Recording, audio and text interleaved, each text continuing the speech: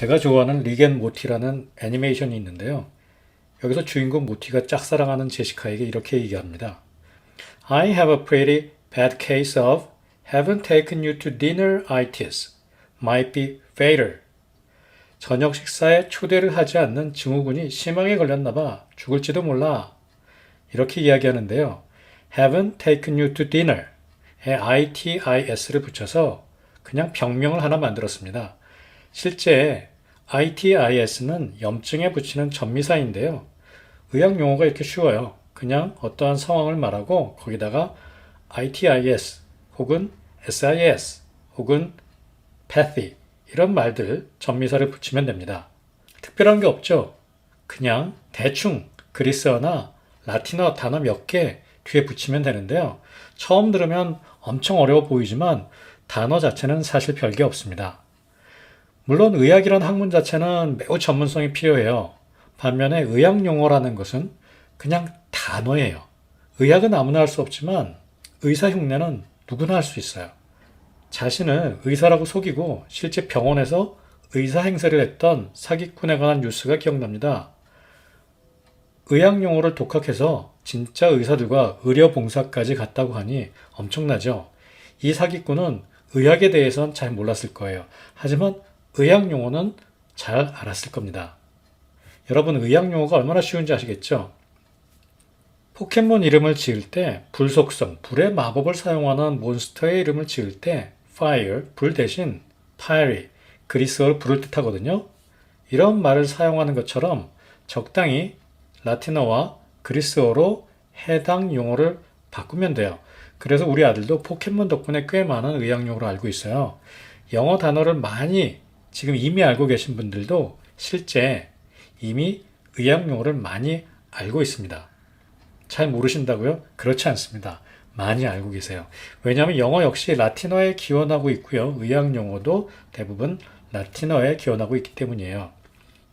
일단 여기 antipyretics가 어떤 뜻인지 한번 맞춰보시겠어요? 단어는 문장 속에서 이해가 돼야 되고 문장은 글 속에서 이해해야 돼요. 자, 2020년 7월 Contemporary Pediatrics라는 저널에 실린 Could Fever Improve COVID-19 Outcomes? 라는 기사의 일부입니다. To date, there is no published research that shows treating fevers with antipyretics improve outcomes. 아무런 출판된 근거가 없다. 이 antipyretics, 뭔지 모르죠 아직. 이걸 가지고 열 나는 것을 치료하는 것이 이 아웃컴, 이 COVID-19 치료에 관한 아웃컴이겠죠. 여기에 도움이 된다라는 근거를 찾을 수가 없다. 이런 글인데요. 문장인데요. 자, anti는 어떤 뜻인지 이미 알고 계실 거예요.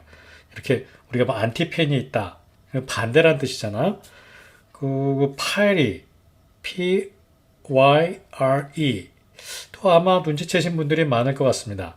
T-I-C-S, 맨 뒤에 붙는 tics는 약에 붙는 전미사예요. 그럼 약이라는 걸 아시겠죠? 자, 그럼 어떤 약일까요? 뭐 반대하는 건데 이 파이레만 알면 되겠죠? 파이레에 반대하는 약이란 뜻입니다. 자, 파이레는 우리가 포켓몬 할 때 방금 했었습니다. 이게 바로 해열제를 뜻합니다. anti-pyre, 그러니까 pyre, 불에 대해서 반대하는 TIC, 약이란 얘기예요. 그래서 해열제가 됩니다. 제가 앞으로 계속 반복할 이야기인데요.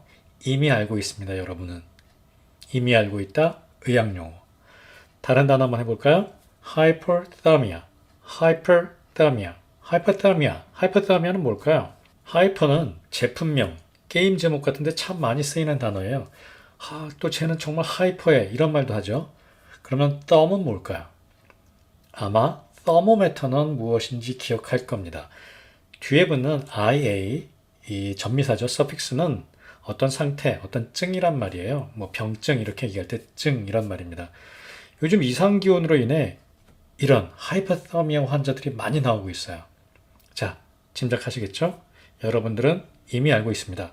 다시 한번 실제 글 속에서, 문장 속에서 보시겠습니다. KGW8에 실린 2021년 아주 최근 7월 뉴스의 일부입니다. Prior to June's heat wave, the county had recorded just 2 deaths due to hyperthermia. 하이퍼더미아로 인한 사망이란 얘기겠죠? 자, 짐작이 좀 가시죠? 다음 하나 더 볼게요. 시애틀 타임즈에 실렸던 기사입니다. Died of hypothermia during the recent heat wave. heat wave란 말이 다시 한번 또 나왔는데요. 이런 상황 속에서 굉장히 더운 날씨니까 힌트가 되죠. 하이퍼더미아로 사망했다 이런 이야기입니다. 굉장히 슬픈 이야기인데요. 이 노숙자였나 봐요. 노숙자가 이렇게 차가운 것을 찾아다니다가 저렇게 그늘에서 이렇게 사망한 채로 발견됐다라는 신문 보도였습니다. 자, 여러분들 하이퍼더미아 뭔지 짐작하셨을 거예요. 바로 체온, 땀, 온도죠. 이 더모메타의 온도계니까요. 이 땀이 하이퍼, 정상 이상으로 올라가는, 그러니까 초월하는 이 땀, 온도가 하이퍼하니까 너무 높아지는 겁니다. 그러니까 체온이 지나치게 높아지는 뒤에 IA가 붙어서 증이 되는 거죠. 그래서 하이퍼더미아는 고체온증이 됩니다. 자, 못 맞췄어도 괜찮고요. 제가 하고 싶은 이야기는 의학 용어가 이렇게 쉽다라는 거예요. 특히 그냥 우리가 아는 단어들을 약간 좀 예스럽고 고리타분해 보이는 그리스어나 라틴어로 바꾸면 짜잔 하고 의학 용어가 돼버리는 거예요. 의학 용어를 배우는 것이 새로운 언어를 배우는 것이라고 이야기하는 사람들이 있는데요. 전혀 그렇지 않습니다. 언어라는 것은 언어의 독특한 체계가 있죠. 법칙에 따라 말과 글이 구성돼야 돼요. 그런데 의학 용어는 그런 과정 같은 게 없어요. 문법 같은 게 없다는 얘기죠. 그냥 단어들이 합쳐진 거예요. 언어를 배운 것과는 차원이 달라요. 언어를 배운다기보다는요, 그냥 새로운 단어를 이렇게 접하는 거랑 똑같습니다. 우리가 처음 보는 물체, 뭐 예를 들어서 아이폰 처음 나왔을 때 처음 그 단어를 우리가 알게 됐잖아요. 혹은 에스프레소, 혹은 뭐 가스오부시, 뭐 스시, 알단테 이런 말들을 처음 접하고 그 말들을 알아가는 과정과 훨씬 더 비슷합니다. 이거는 언어를 배우는 것과는 차원이 다른 문제죠. 우리가 어떻게 이런 단어를 배우게 됐을까요? 먼저 실체를 먼저 접하고 적어도 카탈로그라도 혹은 뭐 잡지 광고라도 먼저 접하고 실체를 인식한 다음에 그 단어를 알게 되는 거죠. 그래서 의학 용어는 그냥 익숙해진다는 표현이 오히려 배운다라는 말보다 더 맞습니다. 자, 의학 용어는 새로운 언어를 배우는 것이다. 그렇지 않습니다. 의학 용어는 새로운 어휘를 배우는 것이다.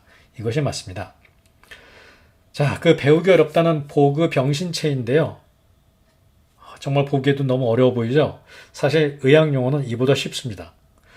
어떤 사람들에게는 이런 의학 용어가 보급 병신체처럼 보일지도 모르겠습니다. 저 역시 의학에 대한 이 깊은 경외심만 좀 빼버린다면 솔직히 의학 용어도 그렇게 보입니다. 자, 정말 쉬운 의학 용어 오늘 배운 다음 두 단어로 첫걸음을 떼어보도록 하겠습니다.